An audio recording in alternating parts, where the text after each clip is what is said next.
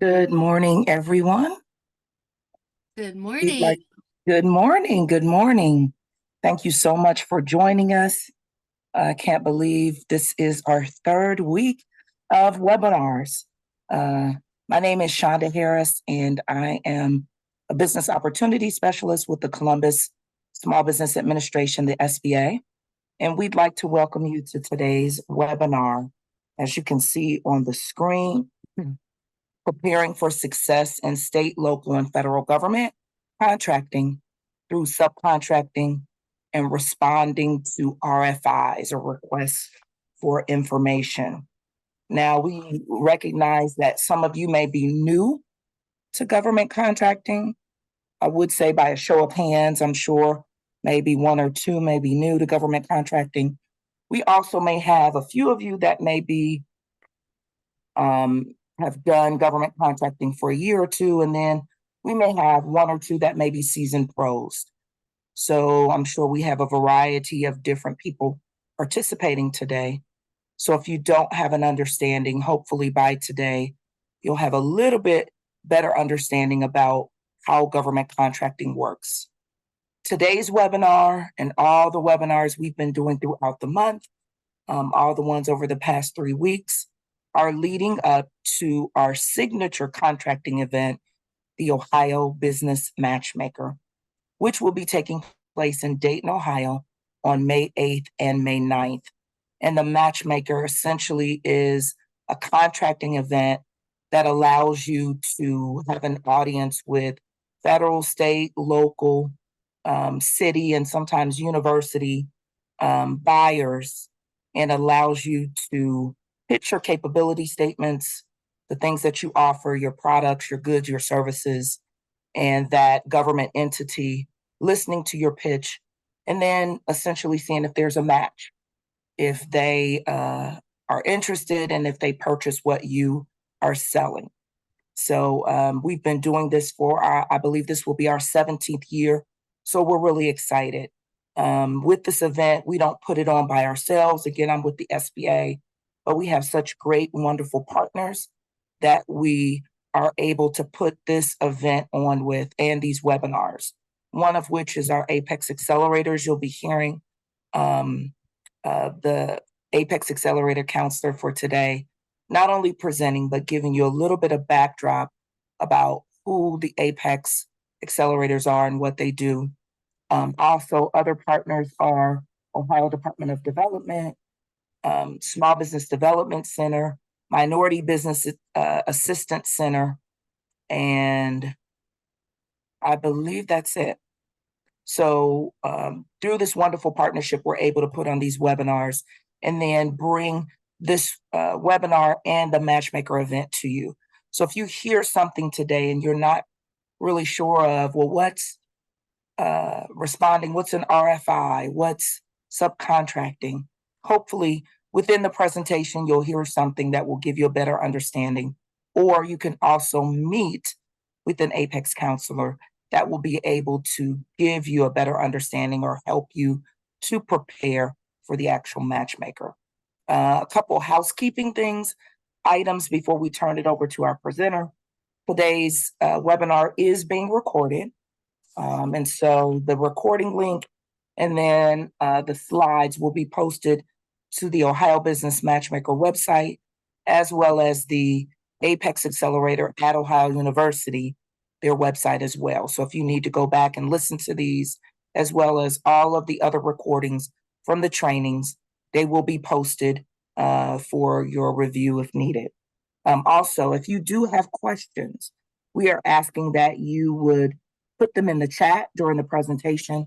I'll be monitoring the chat and we'll pose those to our presenter and so that she can address those. Without further ado, our presenter today is Jane Stewart, and she is not only an Apex Accelerator counselor, but I believe she's an associate director with the Yes, Apex I am. Accelerators up in the Cleveland area, and is a very seasoned professional and been with the Apex Accelerators for many years. So she brings a very wonderful background and experience to be able to present to you today. So without further ado, Jane, I'm going to kick it over to you. Thank you, Shonda. I Welcome. appreciate that. Wonderful introduction. I am Jane Stewart. I am the Associate Director of the Cleveland, Ohio Apex in the Northeast corner. Apex is a nationwide program, and we're funded by the Department of Defense, Office of Small Business, to provide government contracting assistance to businesses. We can assist with all areas of contracting, federal, state, and local. And I'll get a little more detail into what we can provide later in the presentation. So, if you have questions, don't be afraid to ask them as the question comes up. I don't mind interruptions. Okay, so we're going to kind of cover the basics of government contracting and talk about RFIs, sources sought, subcontracting, teaming arrangements, as well as joint ventures. Not every company is ready for direct government contracting, so I think it's good to keep in mind that there are options available to still work in the government contracting area, but not taking the entire responsibility on your own company if you're not quite ready yet. So some of the basics, and this is not just subcontracting or teaming or whatever. This is any area of government contracting that you would like to enter. So a few things that you need to think about before you get started. You need to analyze your strengths and your weaknesses. What is it that you do the absolute best? No company can do everything. In fact, if you try to portray your company that you can do everything, that probably isn't the best way to approach the government contracting arena, whether as a direct contract or a subcontractor. It's very important that your company has strong financial resources and adequate staff so you can perform the contract well. You need to make sure that you understand the government procurement process. There are a lot of special rules, regulations that apply to government contracting that don't necessarily apply to the commercial world. You need to identify your target market. Some agencies are going to, and primes are going to need what you have to offer, and some aren't. So don't waste your time on those that really aren't a fit for your company.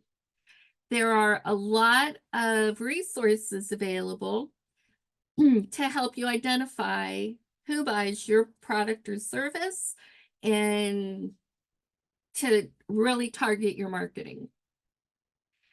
Certifications and registrations. Federal, state, and local governments all have their own certifications and registrations. So it's important to identify the ones that are a fit for your company and your target market. Building relationships. Oh my goodness, you got to build relationships. And there are so many opportunities like the matchmaker in a couple weeks. I think it's always a good idea as part of your research in identifying your market that you take a look at previously awarded contracts. and see if you can be competitive. And find out also who is getting those contracts. As if when you're looking for subcontracting opportunities, the awarded company's information is in that award notification. So that gives you a marketing contact. You need to read all of the solicitation documents, make sure that you are submitting a quality qualified proposal. Past performance is really important in the government marketplace. Have you done what you're saying you can do successfully in the past? You have to be able to comply with all the regulations. In the federal world, there are the FAR clauses and a gajillion different types of clauses. And I think the most important thing before you enter any area of the government contracting is, are you willing to make the commitment?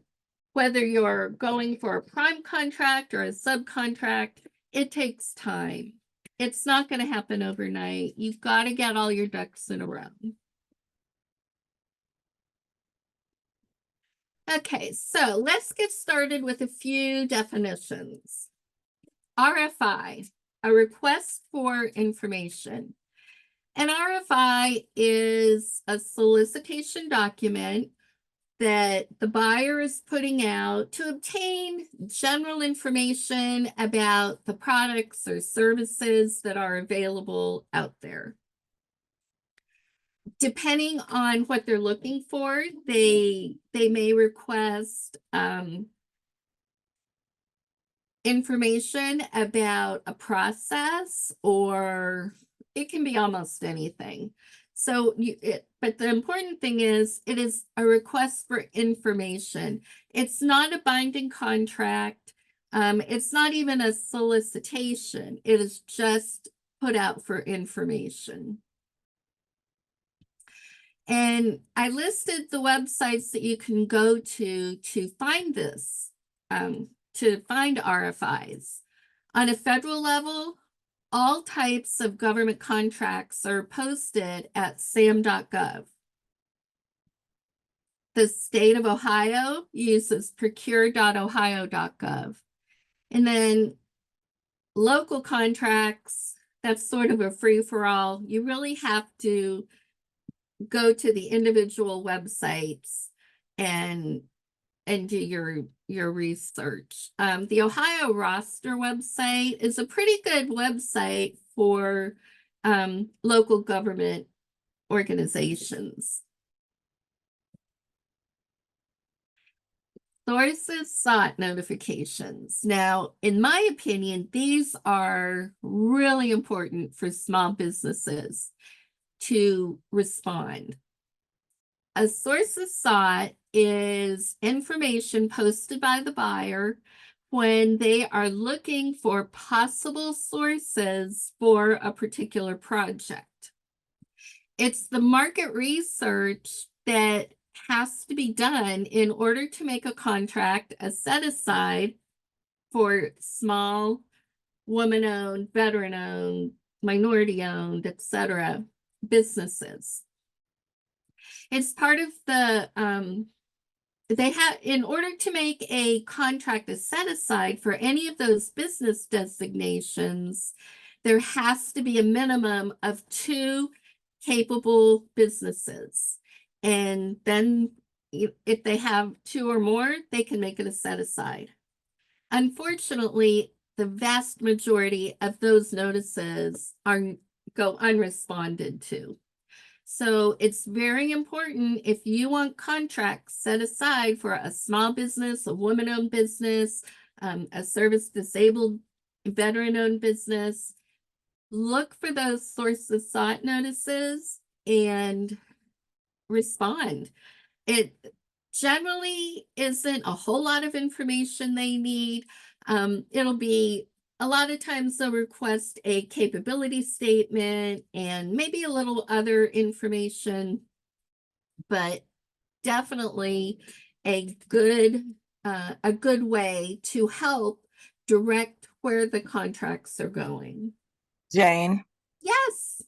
can I ask, and I want to take for granted that everybody knows what a capability statement is.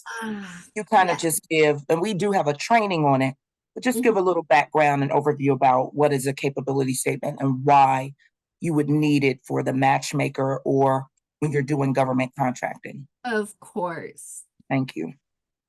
A capability statement is essentially a one-page resume for your company.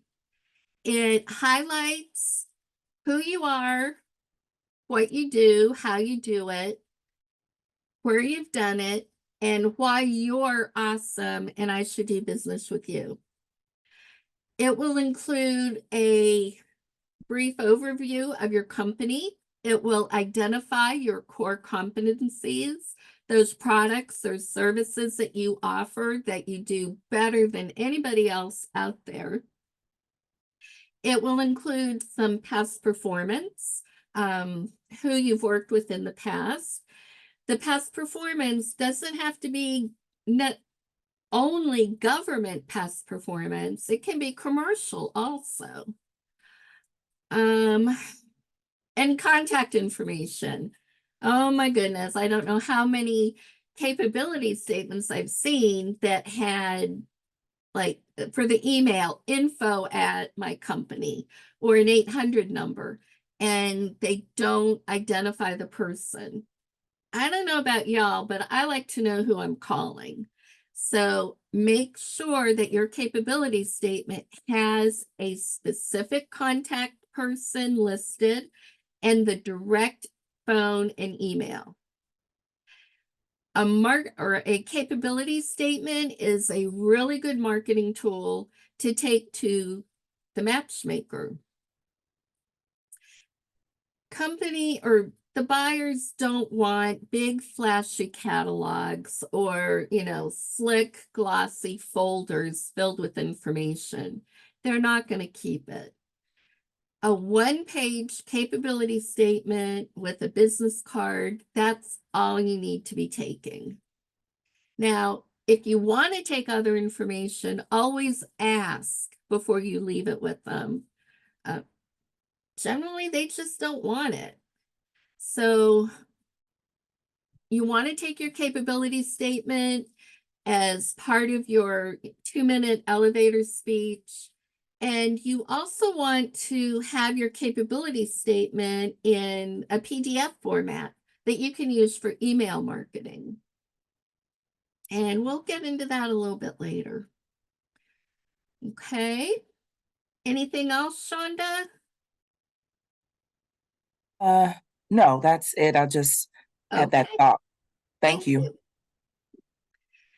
Okay, so some considerations for small businesses in the government contracting world is subcontracting.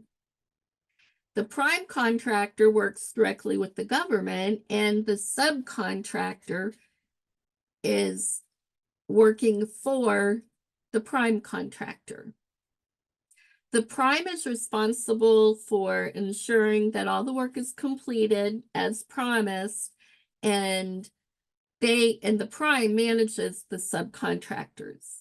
The good thing of that is it takes a lot of the direct responsibility off of the small business.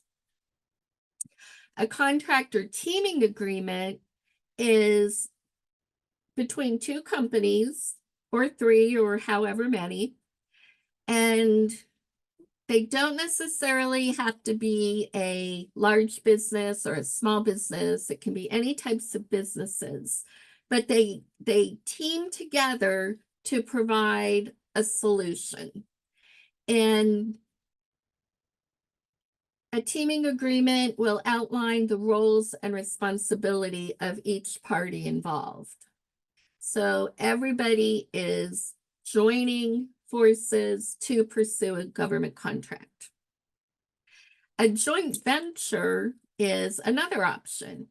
A joint venture, though, is creating another legal entity between all of the parties. It's generally for a specific period of time or maybe a specific number of contracts. It depends on how it's set up. So each of the companies has to be registered in SAM for federal contracts, the System for Award Management, and then the joint venture also has to be registered in SAM and, registered with the state of Ohio. It's actually creating a whole new company. Can I add something? Well, Please I'll wait till do. you finish. I'll wait till you finish because it looks like you're. Okay. One of the really good parts of government contracting is that large prime contractors are required to have a subcontracting plan to include small businesses and all of the different business designations. Contracts that are over $750,000 are required to have a subcontracting plan. And for construction, it's 1.5 million. As part of the Prime's proposal, they have to include information about how they're going to attract the different small business designations, what each of the subs will be providing, or whether it's product or service, and the dollar amount and the percentage of the goal. Every subcontract as well as federal contracts have goals where they're required to award to small business. 23% of government contracts are goaled to be awarded to small business. And then within that, 5% for 8A certified companies, 5% women-owned, 3% service disabled veteran-owned, and 3% HUBZone. Correct me if I'm wrong, Shonda. I always get those numbers mixed up. No, you were correct. Yep. Okay. What? I lost my thought. Okay. The goals for Yeah, agencies to do. yeah, those goals are across the board for all agencies. And then for subcontracting, there's an additional goal for veteran-owned small businesses. Do you have anything to add to that, Shonda? The SBA is the expert on the different certification programs and the goals.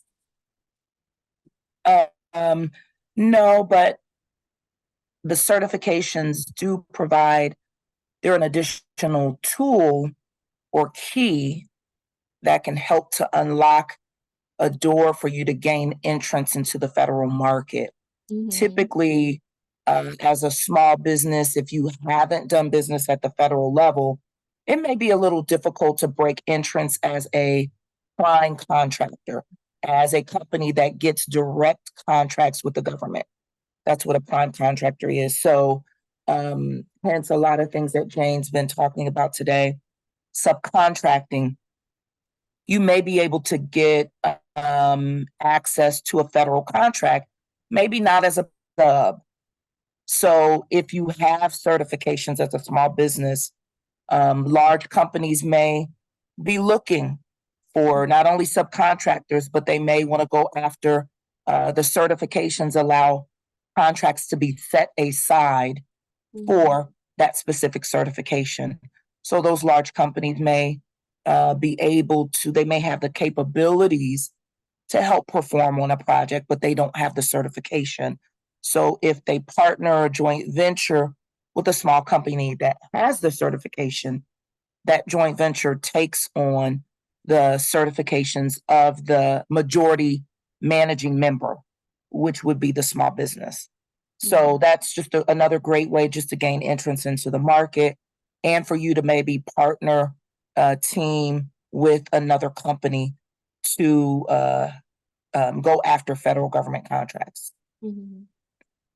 And also state contracts. The state of Ohio has the MBE Edge program, and they also have goals to award contracts to those certified businesses. And on a local level, you just have to research the local organization that you want to try to work with, because like I mentioned, every level of government has their own rules, regulations, certifications, and there are just too many on a local level to try to go through. Okay, so some of the advantages of the different subcontracting and teaming and joint venture. The positive side of these. So being a subcontractor, potentially it can provide you with more opportunity. If you're not ready for the federal market as a prime contractor, subcontracting might be good for your company. It can help you to gain past performance and learn best practices on how to perform a government contract. Past performance is one of the most important things that a government buyer is going to be looking for. They want to know that you have done the work successfully in the past. It can help you to increase your capacity and your experience.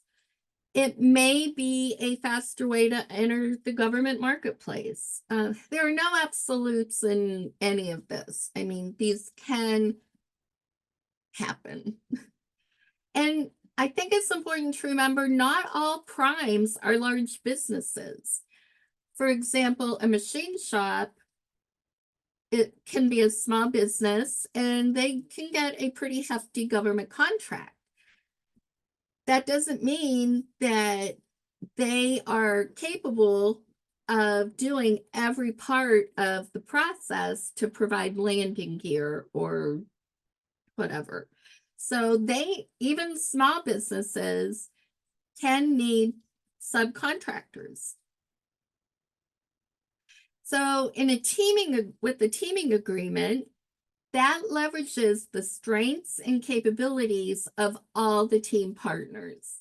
So if you can only do one piece of a project and then this company can do another piece, when you bring all those pieces together, you are offering a total solution. Government buyers like that. They're relatively easy and quick to set up, but you should all have a formal agreement outlining what each member of the team is going to provide. And all the partners can be small business. In a joint venture, each party contributes capital and assets. All the expenses are shared, and they have a collective past performance. So everybody's past performance is considered. The big thing with that is it is a formal agreement and it has to follow the SBA requirements and be registered as a whole new entity. That differs from a teaming agreement. A teaming agreement, of course, you have to make sure that everything is clearly spelled out as to what each team member is responsible for, but it's not as formal as a joint venture. So some things to consider in any of these pursuits. As a subcontractor, unfortunately, I've heard of this far too often, but you provide all of your information to the prime. They include the information into their proposal, but then when all is said and done, the small business is not given any of the work that has been awarded. Unfortunately, that happens. I don't know if there's really any way to prevent that or have any recourse. Know the companies that you're working with. Payment, unfortunately, is another thing that can be an issue. I've had companies complain about not being paid promptly, not being paid at all. So be careful. The work that you're providing is dependent on the prime and the other sub-schedules. That can interfere with other contracts and other work that you're doing. So just approach all of these situations with caution. The FAR clauses on a federal level often flow down to the subcontractors. One example of that is CMMC, Computer or Cybersecurity Maturity Model Certification.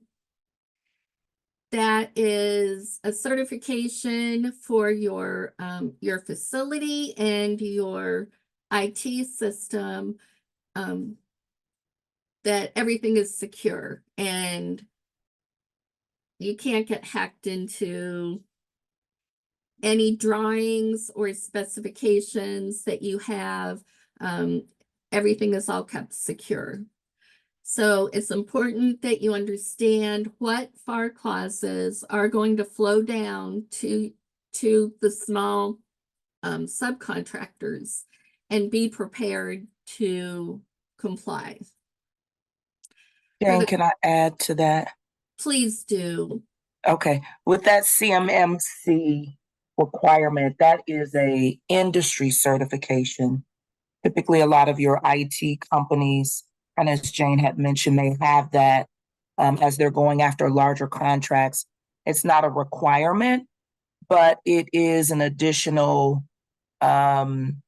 capability. It's an additional certification, again, industry certification that companies may go after to make them more marketable for larger contracts with federal agencies. Again, it's not a requirement, but as companies are becoming more competitive to go after larger companies, sometimes it may be a requirement for larger dollar value contracts or larger contract vehicles.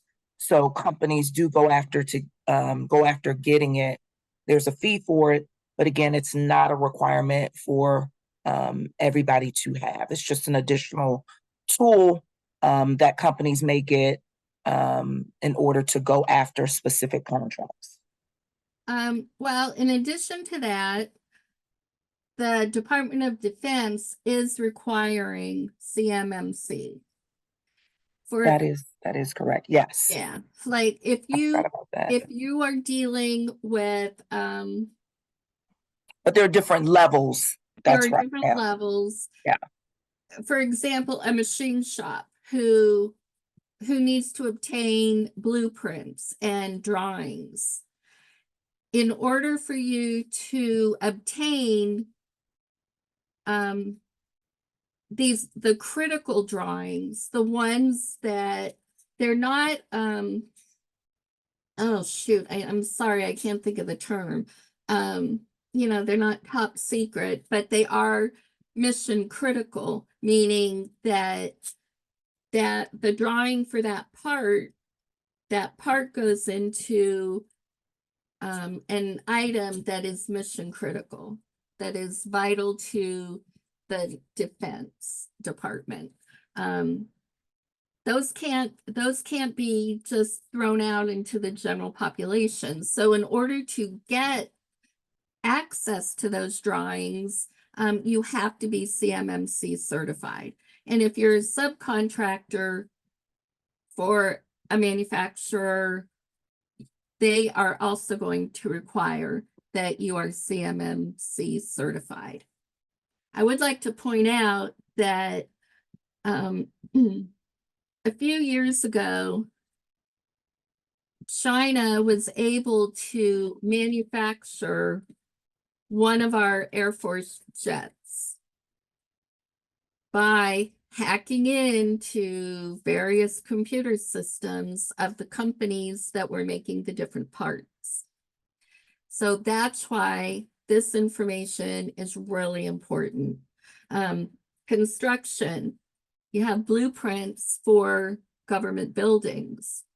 That can't get out into the general public. So make sure that you understand the requirements in any particular solicitation. Like Shonda said, it's not going to be required in all of them. But if you're doing defense work, it's going to be required. Right now, Ohio University Apex, we have contracted with 2 consultants that can provide you with CMMC consulting at no cost for level 1 and level 2. So if you are interested in getting more information about CMMC or taking advantage of this wonderful opportunity for some free consulting, you can reach out to me or your local Apex office. So on the risks on the prime contractor is their performance assessment is going to be dependent on how the subcontractors perform. So it's all on the prime contractor. They're the ones who it all, good, bad, or indifferent, it falls on. And once a subcontractor is not a good performer, sometimes, that can give them a bad name in the industry, and it will be very difficult to get future subcontracting opportunities. Okay, so what can you bring to the table? No prime contractor is going to give you a contract award just based on your business designations. So the main course is, what product or service does the prime require that you can provide? Does that prime contractor have a problem that you can solve? How can you assist that contract, or how can you assist the prime with your contract performance?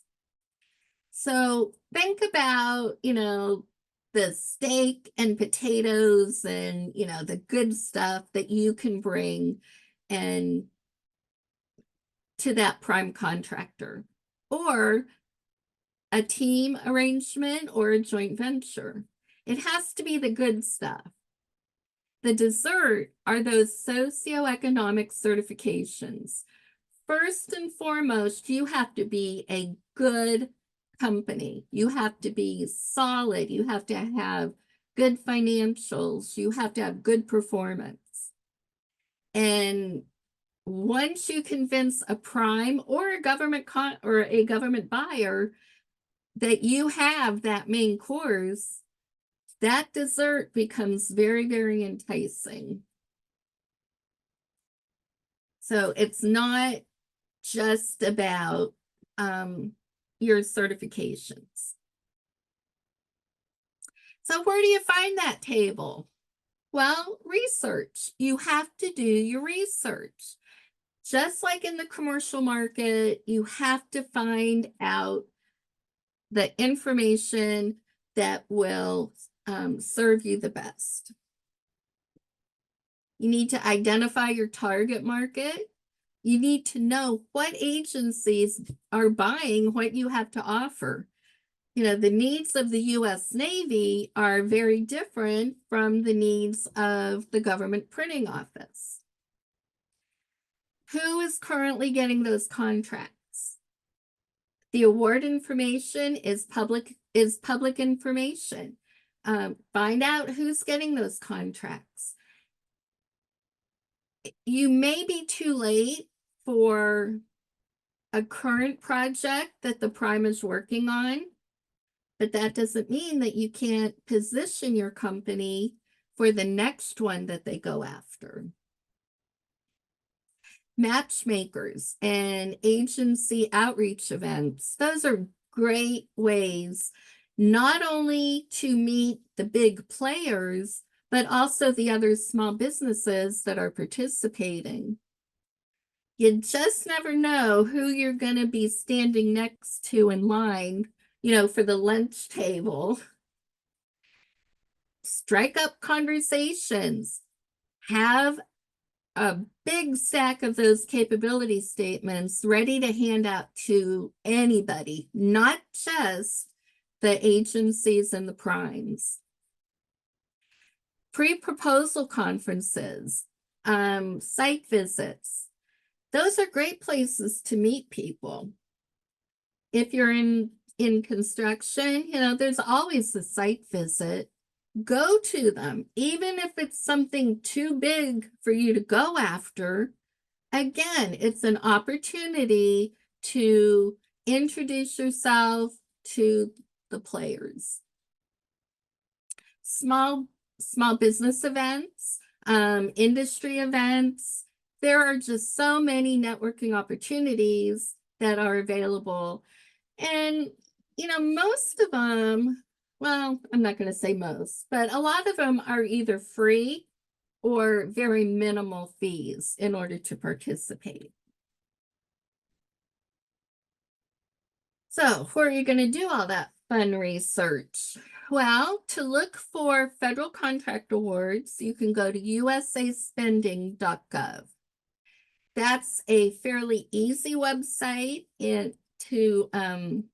use. And there's all types of criteria that you can search by. You can search by NAICS codes, keywords, agencies,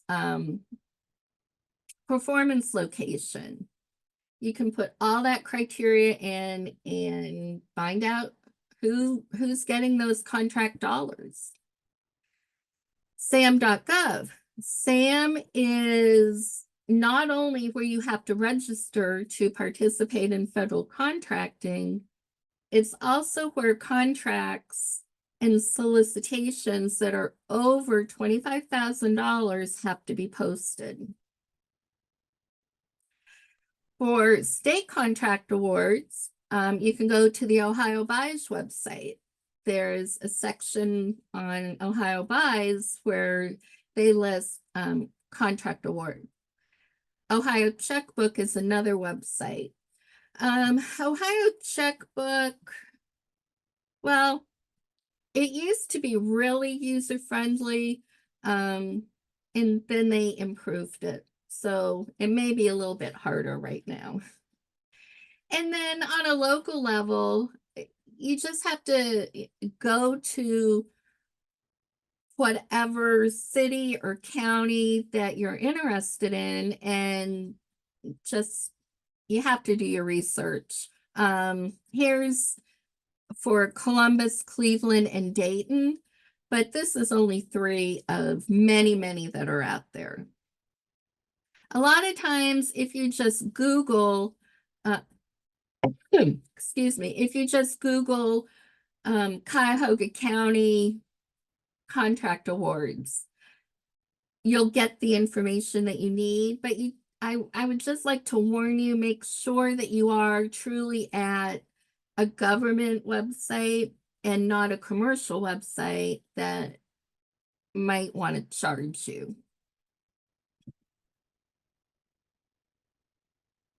So marketing.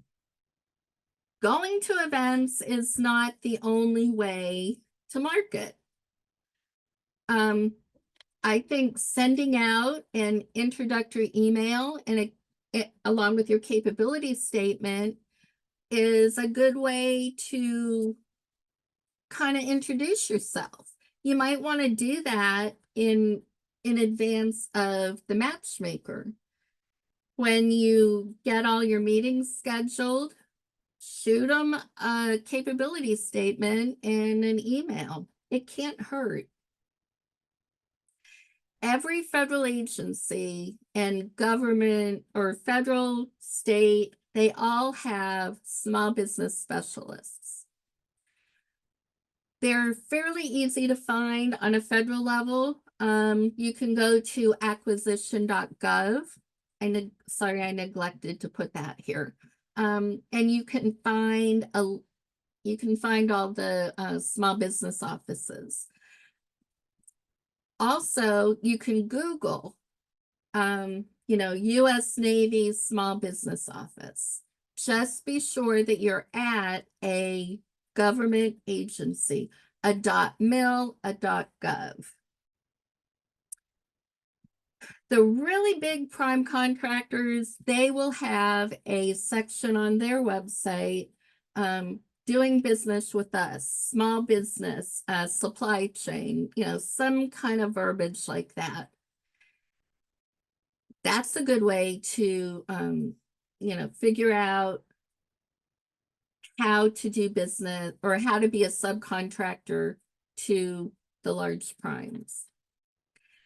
Some agencies have prime contractor directories.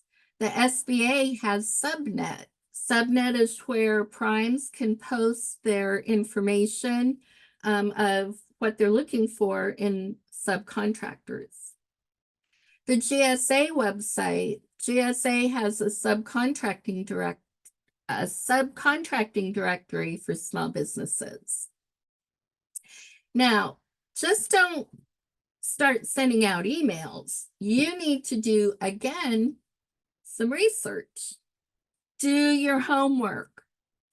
Some government agencies and prime vendors, they have a vendor registration. For example, Nessa Glenn. Don't call up Eunice, who is the small business director, unless you've already registered on the Nessa Glenn website.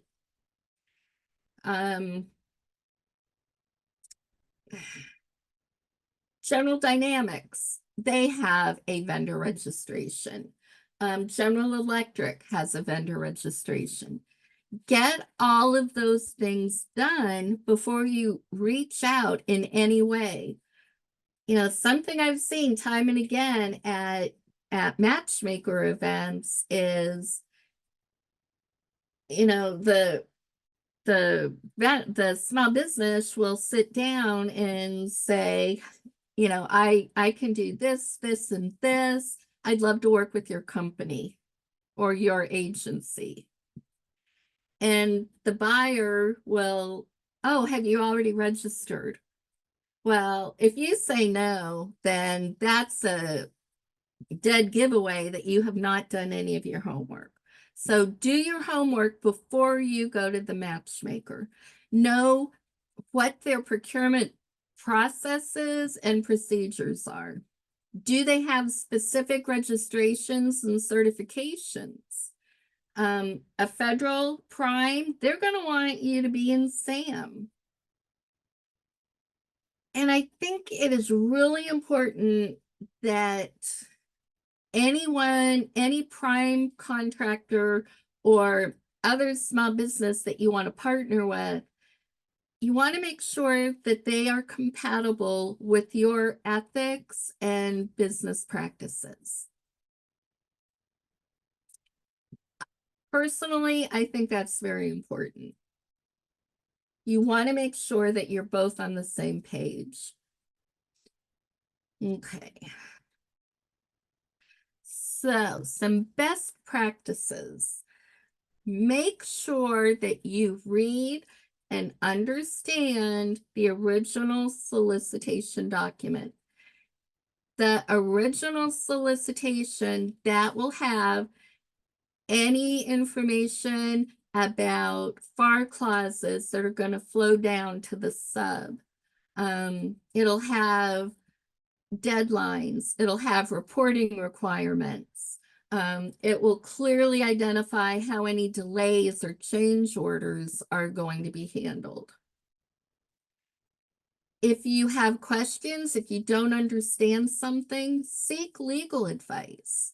There are attorneys that specialize in government contracting. Yes, SBA and Apex, we can help, but we are not attorneys. So make sure you have everything in writing. If you have a teaming agreement, a subcontract agreement, anything like that, have it in writing. Don't just rely on, a handshake. Get it in writing. And again, read the solicitation. Make sure that you understand exactly what is required. So fortunately, there is a ton of available free resources out there. First and foremost is Apex, formerly known as PCAC. If you're not familiar with the Apex Accelerator, for 20 some years, we were called PTAC, Procurement Technical Assistance Center. There's the Small Business Development Center, SCORE, the Service Corps of Retired Executives, the Minority Business Assistance Center, MBAC. MBAC, oh my goodness. If you need help getting registered with the state of Ohio, or if you're interested in the MBE and EDGE state certifications, MBAC is where you want to go. They know those systems inside and out. Excuse me. And then, of course, we have the Small Business Administration, the SBA. All of us are free. All of us are easily accessible. Go to the websites, find your local office, and reach out to them. So, a little bit more about the Apex Accelerator program.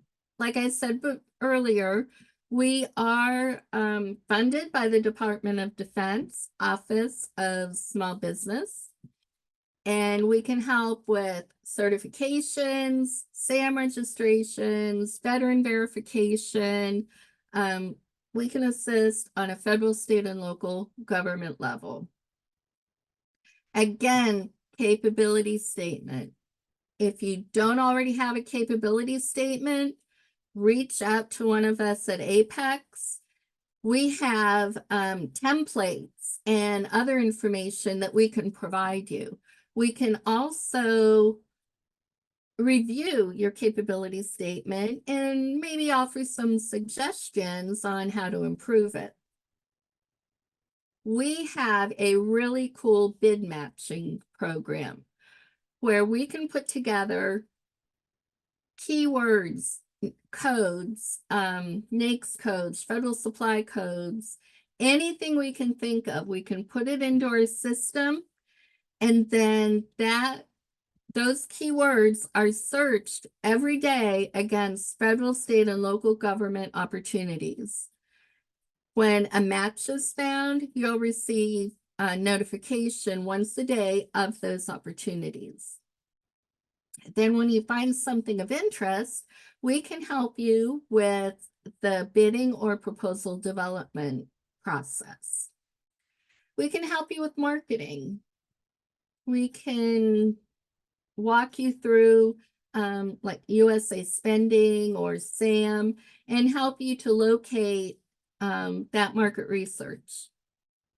And other topics, if you're interested in a GSA schedule or another type of contracting vehicle, we can help you with that as well. And most importantly, there are no charges for any of the services that we provide. So if you need help, hit that help button and and we're here for you.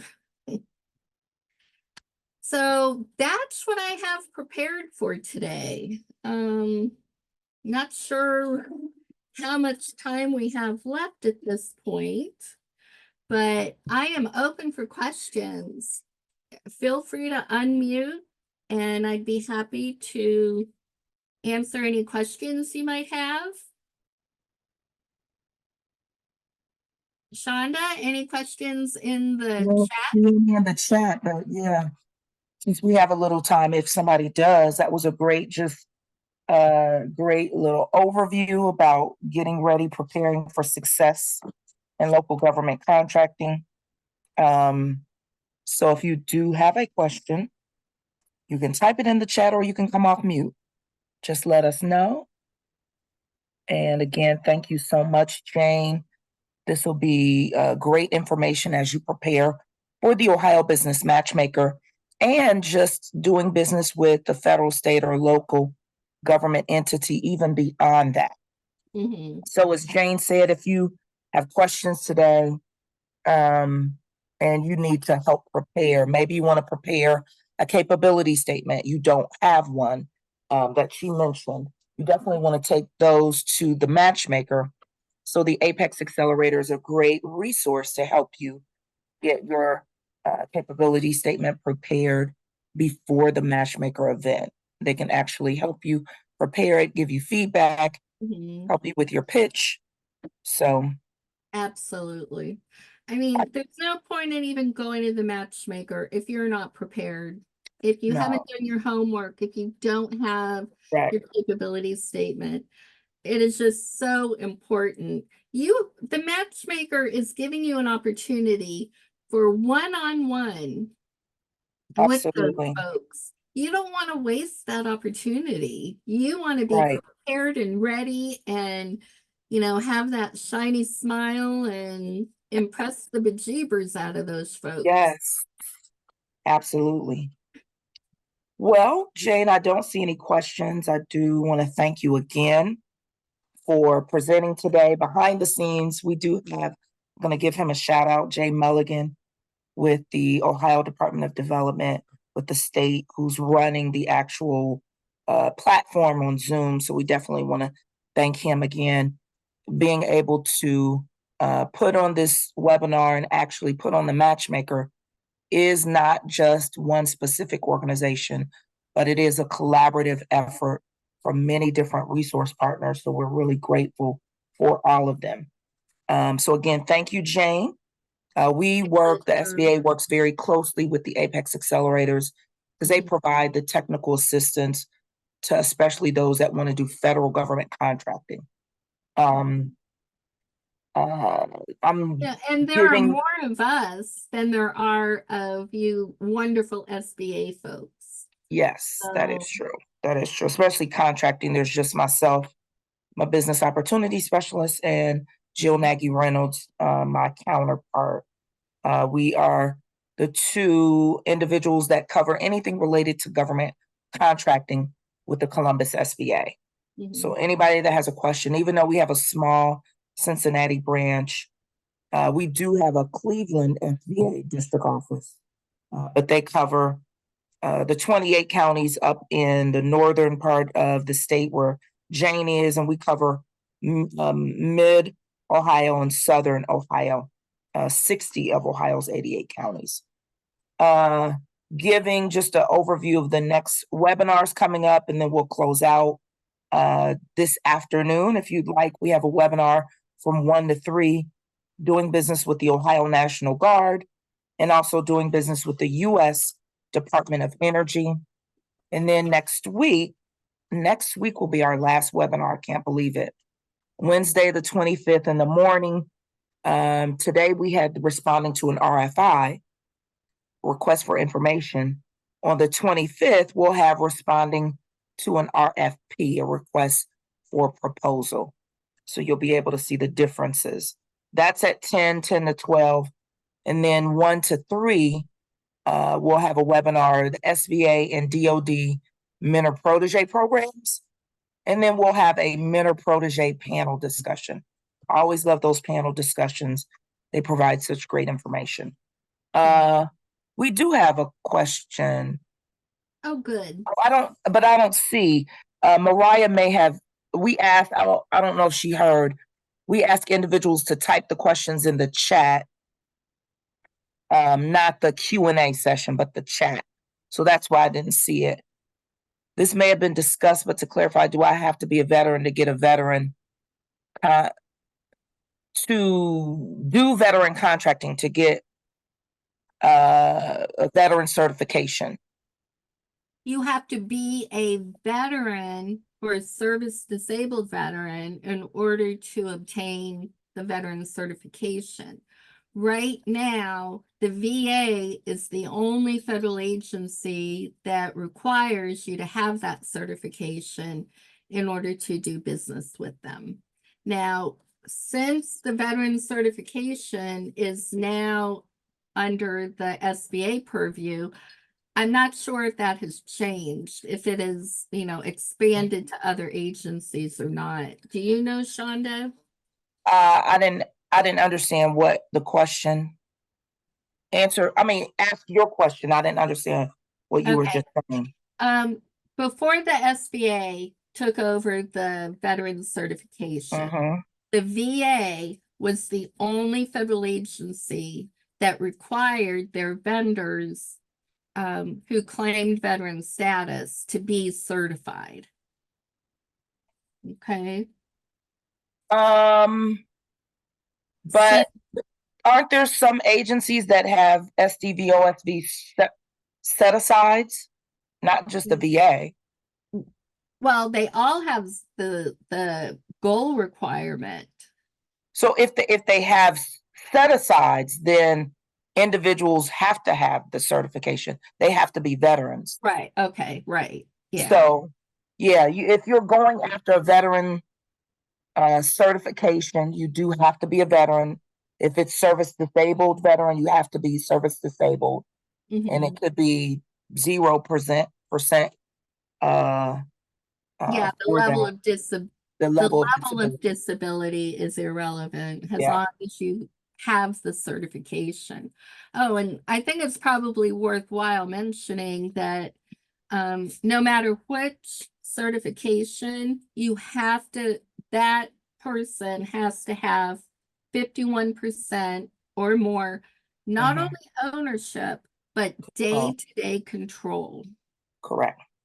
Yeah, with all the certifications. Yeah. So, Mariah, hopefully that answers your question. Yes, you do have to be a veteran to go after the veteran certification and veteran set-asides. So I think the only veteran set-asides are service disabled, SDVOSV at the federal level. Yeah, subcontracting though, the prime contractors, that does include a veteran goal as well as service disabled veteran. And I believe the state of Ohio does have a veteran certification, but it's only the veteran.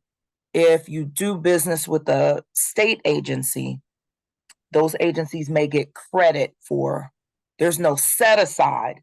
The only set aside at the state of Ohio level is MBE, Minority Business Enterprise. And that's 15%. The EDGE, encouraging diversity, growth, and equity is a goal. And the veteran certification is also a goal. So state agencies get credit for doing business with a veteran, or with the EDGE certification, you have to be economically and socially disadvantaged, so they get credit, but there is no set aside per se. Also, for women-owned, there is no set aside. They just get credit for that, and they may have goals that they have to reach, that they should be doing so much business with a woman-owned, a veteran-owned, but it's not mandated and it's not written into the Ohio Revised Code like the MBE certification. Right. You know, and just a reminder, all those certifications are wonderful and they can help to open doors. Right. However, don't lead with that. Great. Yeah. First and foremost, you gotta be that filet mignon and, offer the substance, the Yeah. cupcake, that can be the final hoorah Yeah. for you. Yeah. So, The certifications are just additional tools, mhm, but they're not going to um, guarantee that right, you will get a contract just because you have them. It's right, never a guarantee, but it's just an additional tool that can assist in helping you. exactly. All right. With that said, if there are no other questions, great question, Mariah. Again, we want to thank Jane Stewart for her presentation and her time today. Thank you again, Jay. Oh, Thank my you. pleasure. Thank you for those that joined the webinar. We do appreciate it. Hopefully you can join us for you're available this afternoon at 1 o'clock and then next week for our final webinars at 10 a.m. and 1 p.m. And then most importantly, we hope you can join us for the Ohio Business Matchmaker on May 8th and 9th in Dayton, Ohio. May 8th, the first day, is a half day of training. We start at noon. We'll have 2 panel discussions, and then we will have a reception at the end of the evening. Then on May 9th is the full day of matchmaking, where you can bring your capability statements and you'll get a list of those agencies that may be a good match and that may be buying what you're selling. And it's always an exciting time. We'll be in the big gym with all the tables. And it's not just a great way for you to interact with government agencies, also some universities or colleges, our bus system, maybe their CODA, Metro. But also it's a great way for you to do networking with other businesses. So Mhm. that business to business, B2B interaction is going to be available to you as well. That's always important for you to network with other small businesses. All Absolutely. right. Well, with that, everybody have a wonderful day. Thank you again for joining. Always love doing these presentations. Always get a chance to learn something new. Have a great day. Enjoy the rest of this week. And we hope to see you at the Ohio Business Matchmaker next month on May 8th and May 9th in Dayton at the Nutter Center. Have a great day. Thank you. Thanks, everybody. Bye bye.